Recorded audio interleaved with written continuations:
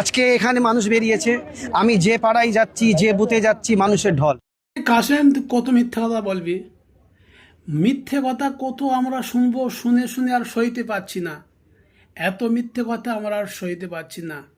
কখন সেলিব্রিটি, কখন ওর কথা 6,000 তো দূরের কথা, তুমি তো 100তেও পারবে না। তুমি যে রাজনীতিতে নেবে, নবীর সুন্নত তোমার মধ্যে নেই।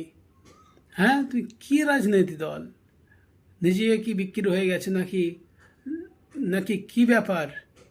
তোমার দ্বারা এসব স্বভাব পাইনি আমি। এদেরকে কিভাবে আমি ওরা বলি যে সিদ্দিকি টাইটেল কিভাবে দিই?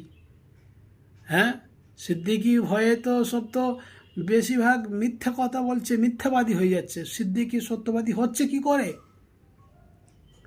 তো দর্শক আপনারা দেখেন কিভাবে কত রকম কথা, কত কি শুনবো যে ভোটের আগে, ভোট দেওয়ার সময় তো মাথা মানে ঘুরপাক খাবে যে কোথায় কি দেবো।